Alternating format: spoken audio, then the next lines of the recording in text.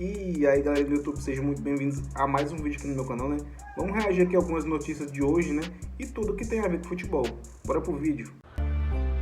Começamos atualizando vocês do mercado da bola. João Pedro fecha acordo com o Chelsea e o Brighton vendeu o jogador por cerca de 445 milhões de reais, galera. Quase meio bilhão de reais aí, então, pro João Pedro jogar no Chelsea. E o Vini Júnior pode fechar a renovação de contrato ainda essa semana com o Real Madrid, hein? Antes do final do Mundial, até 2030. Falta apenas os acordos aí, coisas poucas, vamos dizer assim, segundo a imprensa lá de Madrid, mas ainda não aconteceu, né? E o Endrick voltou após lesão, tá reintegrado de novo no Madrid, já pode disputar a partida contra a Juventus pelas oitavas de final aí do Super Mundial.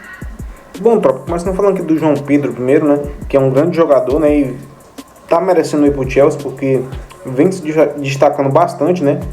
Nos jogos pelo Brighton, né? Então tá de parabéns aí ele ir pro Chelsea, né? E por um time de um patamar um pouco maior, né? E tá de parabéns tudo que ele vem fazendo no clube dele, né? Antigo, né? Que é o Brighton. E se destacou e merece ir para um time um pouco melhor, né? Agora falando um pouquinho também do Vini Júnior, cara, esse contrato dele tá muito top, né? Ele assumiu agora e tá de parabéns também o Real Madrid, né? Que se deixa ele sair também é muita burrice, né? E cara, é sensacional o quão bom o Vini Júnior tá sendo no Real Madrid, né? No começo eu sempre duvidei dele, agora ele tá em um patamar melhor, né? Então tá de parabéns. E o Endrick, cara, voltando de lesão, espera ver o que vai dar, né? Porque é bem difícil tirar o cara que tá jogando muito bem no Real Madrid agora, né? Da FIFA, né? Vamos ver se ele vai conseguir vaga no lugar do Gonzalo, que tá jogando bola demais, hein? E ontem, após a partida ser suspensa, né? Eu falei aqui até 1-0 do Chelsea. Chelsea se classificou, mas depois tivemos o retorno do jogo aí. 4-1 pro Chelsea, pra cima do Benfica, e adeus Di Maria, que vai voltar pra Argentina agora, né? A gente teve um jogo bem truncado, bem nervoso também, muito parecido com o jogo do Palmeiras, com expulsões, né? E agora teremos um jogo aí entre Chelsea e Palmeiras, né? Lembrando que o Chelsea já perdeu pro Flamengo e agora o Palmeiras vem aí invicto pra essa rodada agora final, as quartas de final contra o Chelsea. Venceu o Fogão ontem 1-0, a gente sabe disso, gol de Paulinho. E o Estevão vai enfrentar o seu novo clube nesse jogaço de bola, hein? Olha só o que o Abel falou após a partida. Não vamos ganhar sempre, não éramos os piores só porque empatamos com o Miami e fizemos uma excelente segunda parte, nem agora. Somos os melhores porque fizemos um jogo muito bem conseguido, taticamente, tecnicamente, mentalmente. Que somos os melhores, acabou este jogo, dar os parabéns aos meus jogadores, celebramos, mas amanhã é outro dia e vamos preparar para o próximo jogo e também lhes disse que é importante nós competirmos com paixão e jogar com amor, porque em determinados momentos nós esquecemos que se fosse há uns anos atrás todos nós pagávamos para poder estar numa competição como esta. Bom, tropa, esse Mundial tá sendo muito insano, né? E, cara, vai ser bem difícil esse jogo do Palmeiras contra o Chelsea, né? Porque o Chelsea é um bom time, né? E, cara, vai ser um jogo bem pegado, porque o Palmeiras também é um time muito bom, né? E vai ser lindo ver esse jogo, né? Acredito muito que o Chelsea se classifique, porque é um time mais preparado para isso, né? Do que o time do Abel. Então é bem complicado falar sobre isso, né? Porque vai ser um jogo duríssimo, né? Em que os dois têm chance de vencer, né? Mas eu acredito mais no Chelsea pelo que vem jogando até agora, né? Perdeu o jogo pro Flamengo? Perdeu, mas só que é um time mais preparado para ir até a final, né? E quando nós pensamos nisso, vem-nos logo o sentimento de gratidão por poder estar a participar num torneio como este, em vez de eu tenho que ganhar, senão toda a gente vai. Não, se ganhar, ótimo, se perdermos e dermos tudo, ótimo na mesma, foi isso que eu disse aos jogadores. Vamos falar então do primeiro jogo de hoje, né? Inter Miami contra o PSG, o Messi jogando contra o seu ex-clube. Foi muito comentada essa partida, né? Lógico, por causa do Messi, principalmente. Jogar contra o PSG, né? A gente sabe que ele não saiu muito bem de lá, né? O Luiz Henrique era o técnico quando ele saiu. Então tem esse confronto aí entre os dois, que falam que existe uma certa treta ainda entre o Messi e o Luiz Henrique, mas o Messi foi também treinado pelo Luiz Henrique na época do Barça, né? O Luiz Henrique falou sobre isso, a gente vai olhar depois o vídeo. Na partida que a gente viu, foi uma goleada do PSG, uma sonora goleada pra cima do Inter Miami, e não teve chance, nem viu a cor da bola, vamos ser sinceros.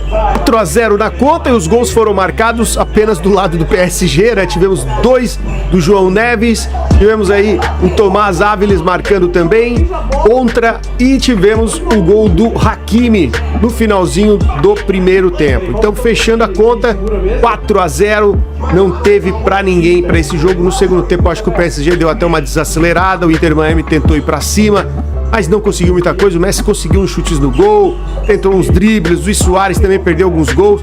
Foi bem difícil pro Messi essa partida, né? Ele viu uma diferença de elenco que a gente sempre fala aqui entre os europeus quando querem jogar, né? A gente sabe que o PSG resolveu jogar nessa partida e aí foi lá pra cima e destruiu o Inter Miami.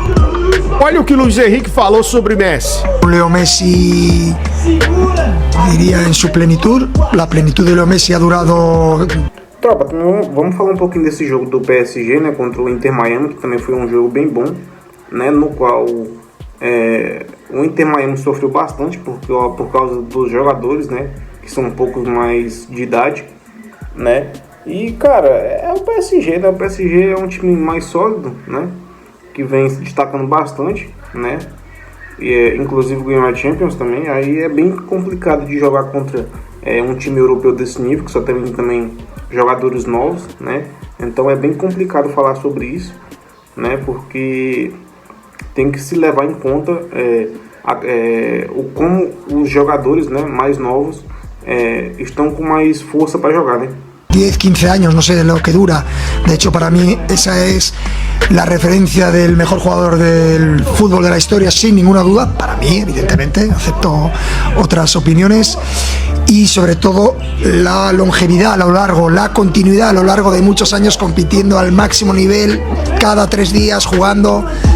Yo tuve la oportunidad de ganar todo como entrenador en el club, en el Barça, y no solo lo disfruté a lo largo de esos 3 años, sino a lo largo de muchos entrenamientos. Calcula que son unos 200 entrenamientos cada temporada. Pues he visto hacer cosas a Leo Messi en el entrenamiento que pertenecen a otra raza, a otra situación, cosas increíbles, y una capacidad y un control de gestión de la movilidad y de situaciones de juego que las hace fácil solo a alguien con esas condiciones. Y un verdadero placer, una experiencia apasionante, y creo que es algo del que guardamos todos un gran recuerdo.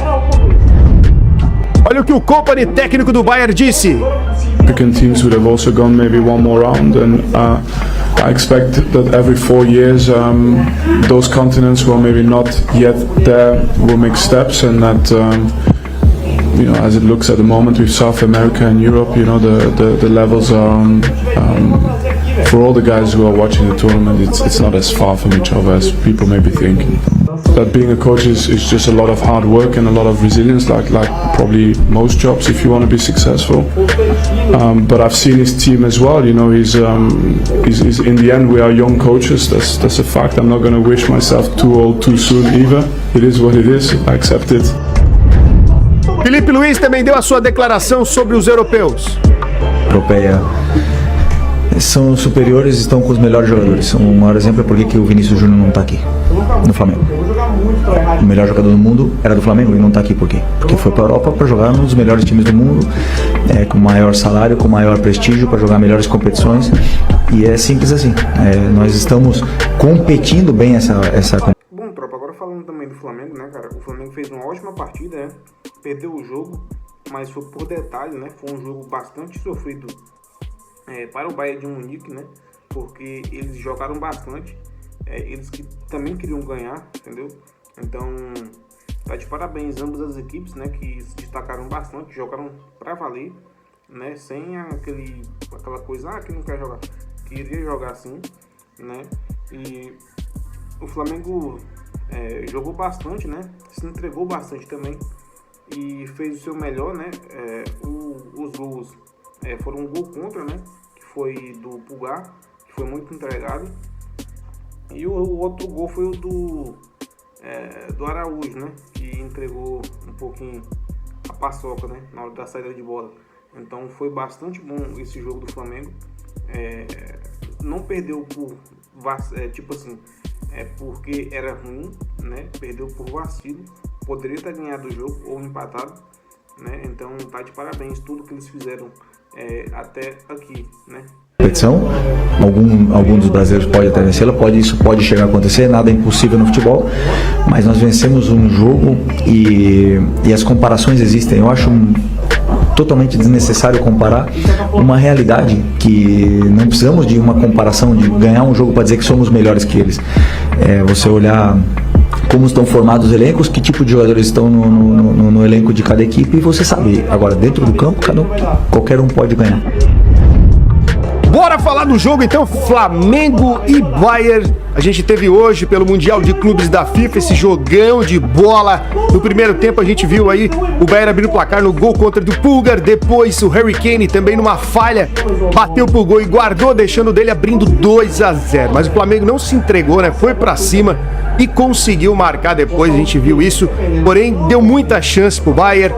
Muitas bolas perdidas na entrada da área resultaram aí nesse gol que abriu um pouco a vantagem nesses 2-0 aí e prejudicou muito o jogo do Flamengo no primeiro tempo, né? Não foi fácil pro Flamengo se recuperar, mas foi pra cima, dominou o jogo, teve mais posse de bola, mais chutes a gol e conseguiu guardar com o Gerson metendo uma pancada pro gol, né, meus amigos? O Gerson não perdoou, deu essa pancada que o Neuer não teve como ver a bola. Ele já tinha feito uma defesa genial, mas nessa daí não deu, né? No lance do Luiz Araújo, mas com o Gerson agora conseguiu guardar. Final do segundo tempo, o Flamengo acabou tomando mais um gol de uma falha de novo. O Goretzka foi lá e marcou. E aí abriu 3-1, dificultando muito o Flamengo. No segundo tempo a gente viu que o Jorginho guardou de pênalti, deixando o Flamengo muito próximo do empate, né? Levando o jogo provavelmente para uma prorrogação, mas depois tomou o quarto gol, de novo numa falha de Luiz Araújo, né? Tentando sair driblando, e aí caiu nos pés de Harry Kane, não teve para ninguém, ele foi lá e guardou mais uma vez. E assim, até a postagem desse vídeo, o Flamengo ia perdendo por 4-2, ia saindo fora do Mundial. E você comenta aí qual foi o resultado final pra gente. O Flamengo merecia até vencer a partida, né? Bom, tropa, esse é o final do vídeo, né? Se você não é inscrito, já se inscreve, né? E se você gostou do vídeo, deixe seu like, que é muito importante, né? E comenta bastante pra gente saber a sua opinião. Até o próximo vídeo.